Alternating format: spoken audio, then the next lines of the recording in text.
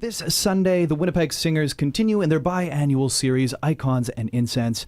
Members of the Winnipeg Singers have joined me here in the studio to offer us just a little taste, conducted by Yuri Claus, for your next installment of Birchwood Jaguar 107 Live.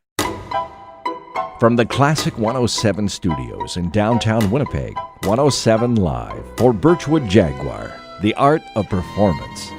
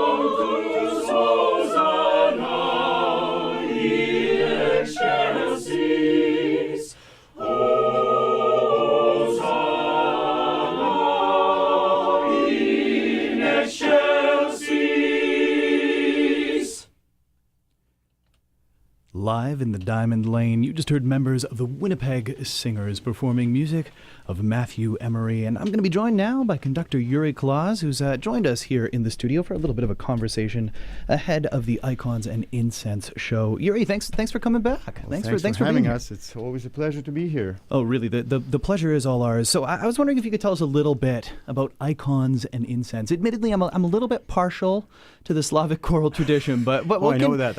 What can you tell us about this particular showcase? Well, as you mentioned, this is our biennial series. We actually doing it the sixth time.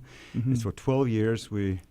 I'd say we have very successful concert series, and the idea behind it is to perform major choral works from the Russian Orthodox church tradition, and we've done Rachmaninoff's Vespers, we've done Rachmaninoff's Liturgy, we've done Tchaikovsky's Liturgy, and some other works. So this series concert is kind of unique because, first of all, we're doing the piece which was written by Russian composer Alexander Kastalsky in 1915, a friend of Rachmaninoff, a mentor of Rachmaninoff at some point. Kastalsky wrote this piece as a commemorative service for the victims of the First World War. Yeah. So that he wrote several versions of it, and that particular one was actually never performed, and it was reconstructed about 5 years ago by Moscow musicologist Svetlana Zvereva, and now what we're doing is that reconstructed version for choir, organ, and bells, which is really unique. Well, I want to ask you about that uniqueness, but this is the North American premiere, right? Yes, it is. Yes, we just got the music. Actually, came from Moscow in mid-January. Lucky us, I guess. How did you come to know this work by Kastalsky? Well, I actually knew this work, but not this particular version. It's quite famous work by him. He created the a cappella version, and then he put as an oratorio with a large orchestra. And that one is a combination. It's actually a combination of a Requiem Mass, Latin Requiem Mass, and a Russian Orthodox commemorative service. So the audience would hear words like Kyrie eleison or Requiem aeternam, and Господи помилуй, Lord have mercy.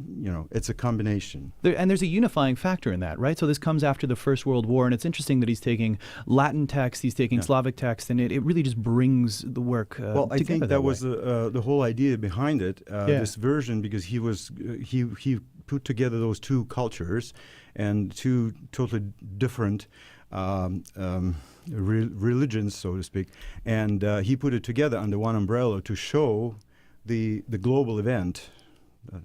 That way. And like you mentioned, it is a unique work in that it incorporates organ as well as percussion, right? That's something that isn't usually heard in the church. It's totally unusual for the Russian Orthodox Church. There is no instruments of any sorts.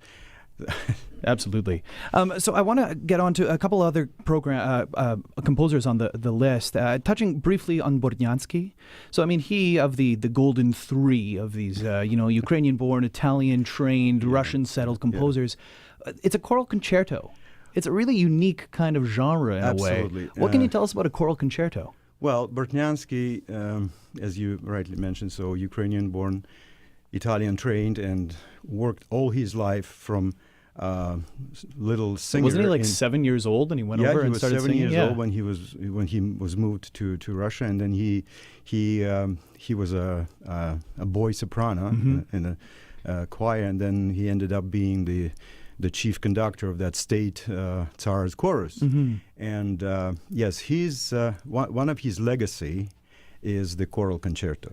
So the concerto itself started at 16th, 17th century, but Bortnyansky really brought it up to the level just unreal. He wrote several opuses, like his major opus number 35. It has 36 concertos, and it's a kind of a replica of the instrumental concerto. Of course, it's way smaller than the instrumental concerto. So the one we're doing, number 27, is about 12 minutes long, and you have the combination of soloists and tutti choir. Here's your first parallel, right? The instrument solo and the orchestra. So you have several movements. For this particular one, we have 4 movements, and they're all contrasting. Like you have a slow beginning, and you have a scherzo, and then you have another very slow and reflective movement, and then you have a fantastic dynamic fugue at the end. So a cycle, choral cycle. Yeah, he really polished that type of genre in a very fascinating way. Just kind of continuing to touch on the diversity of this program, you've also got a trio of Canadian composers. There's music of Matthew Emery, with which we began. Yes. There's music of Sid Rabinovich and Kathleen Allen. I'm sure many names familiar to the Winnipeg audience, but Kathleen especially. How do they fit into the program? Nicely. Yeah, I agree. That Emery was great. Lots of twists, turns that I didn't see coming. I was just smiling listening to it over here. It's really enjoyable music, but in that kind of feel of icons and incense, what drew first you of to all, the works? what we do when we perform the Icons and Incense concert, we always choose Canadian music for the first half, and we try to find the pieces which are kind of fit into the whole spectrum of the ideas. And though this year we added Bortnyansky, it's not quite Canadian. No, not quite. I don't think he made it over here. Italy, Russia, Ukraine, never Canada. We just heard Matthew Emery's part of his Missa Brevis Boreal. It's a pretty short piece, about 8 minutes. I mean, the whole mass. 3 movements only, less than even traditional. Like he doesn't have glory in this piece as usually goes with mass, the Missa Brevis. I personally very much liked Kathleen's piece. It's filled with deep emotions, and of course, even in descriptions what she wrote about the piece is about life and loss, right? And when you have those two components, it's very, very deep and profound. So. And Sid Rabinovich is an old standing friend of mine in the choir. We've done a lot of Sid's music, and so it's all nicely coming together. I hope. It sounds great. Before you go, can I ask you guys to sing one more? Would that be all right? We'd be happy. What are we going to hear? Well, it's a Russian concert. A little bit of Russian. Yes, we will be singing Bogorodice Devo Raduйся, Rejoice, O Virgin. from Rachmaninoff's Vespers. Absolutely. Well, you guys get set up. I will let you listening know that you can check out the Winnipeg Singers in concert this Sunday. That's March 4th, 3 p.m. at Crescent Fort Rouge United Church, joined by soloist Larry Chikevich, Matthew Pauls, as well as organist Wes Elias and Cameron Denby.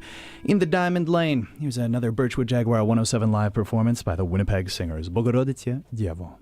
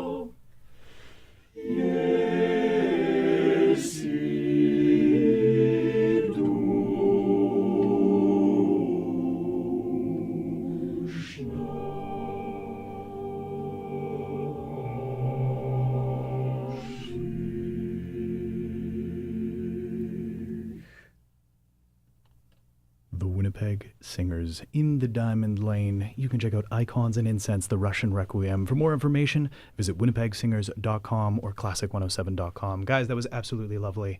Thanks for being here. 107 Live is Classic 107's intimate concert series, brought to you by Birchwood Jaguar, the art of performance.